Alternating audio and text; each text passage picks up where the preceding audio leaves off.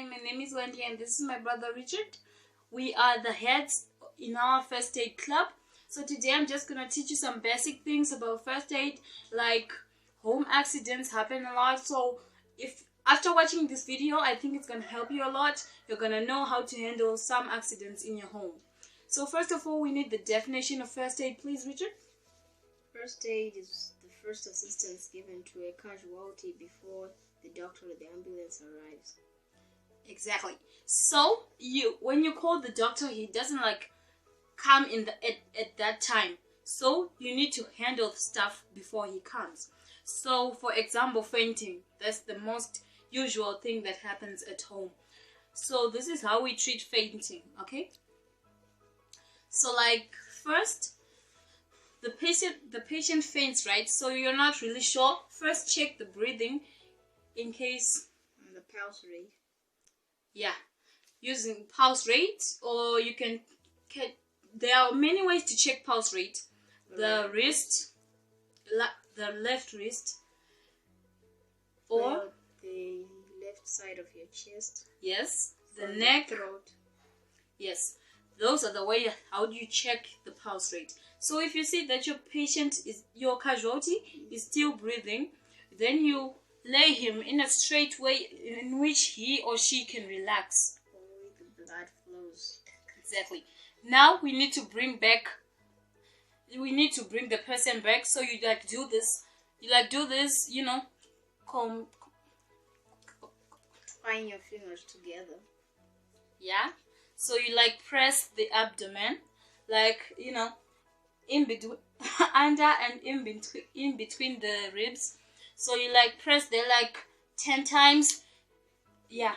Then you stop. Again. You check again for the pulse. You'll be checking on your patient because we usually do 3 of these, 10, 10, 10, 30.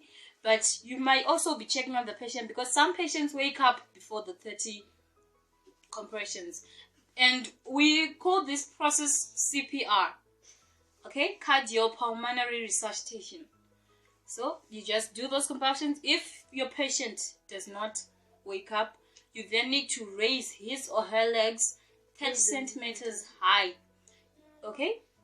Or if not 30, just be checking. We do this so that the blood flows back to the heart. Yes, because usually when somebody faints, passes out, the blood goes way deep. So you need to raise the leg so that the blood goes back to the brain.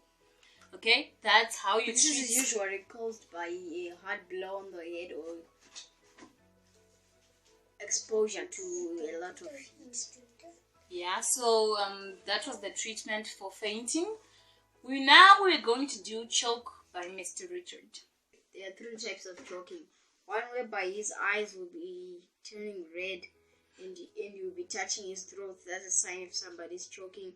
Or the one that somebody is having difficulty in breathing and cannot speak. And the one that somebody can speak but is also having difficulty in breathing. So the first step is you put your leg between the person's legs so that he doesn't move to other side, so that you can press him gently. Then you twine your fingers again, or put your palm. Then you hit him 5 times on the back, and then he chokes the object out. That's how you usually to stop choking. Or if it's a crippled person, you put him on a chair and then you touch the stomach while you're at the back of the chair, and you try your fingers like this. Then you compress him so that he spits the object out. Yeah. That's how you. Okay, can you give us an example of that, Wendy? Doing it or Richard? Yeah, so these are the 5 abdominal thrusts. Your person is choked, so these ribs, you see them? Under here, in between, you just press. You see there's something that happens up here to him. See, he feels that, so the thing will just, you throw up. Okay. Yeah. A stands for assessment, which will be assessing for your own as a first aider dangers, and then the casualty if there are any dangers. As you may see, there are other problems whereby somebody is trying to save somebody.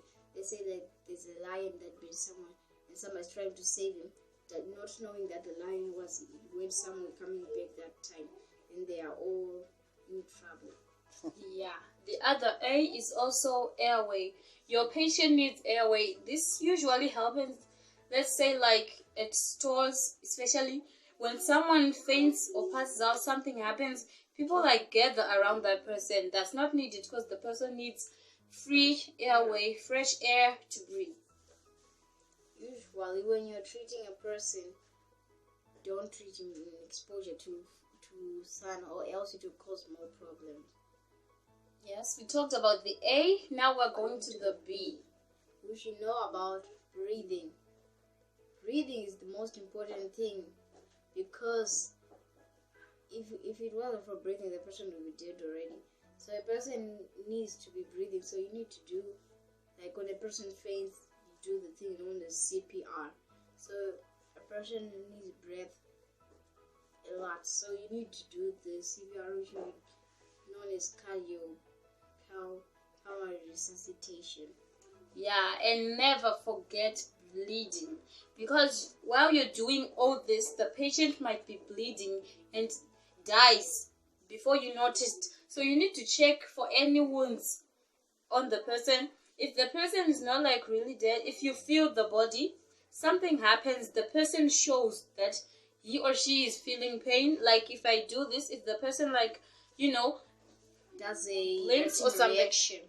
you then check that wound. If there is bleeding, you need to stop the bleeding immediately so that you don't lose your patient before you take him or her to the hospital. So those are the B's. Then we go to C, which is circulation of blood. Which you know, by circulation of blood is when blood rotates to each and every limb of a person's body. So especially in fainting, when someone faints, the blood goes down to the toes. So you raise the legs so that the blood goes back to the head. So you should just always maintain the good circulation of blood. And now we're going to the D. To the other C, known as chest injuries. Usually the chest injuries are the most important because it might damage the ribs. If any more damage is done, the heart might be damaged too, and you can lose your person not even enough in a second.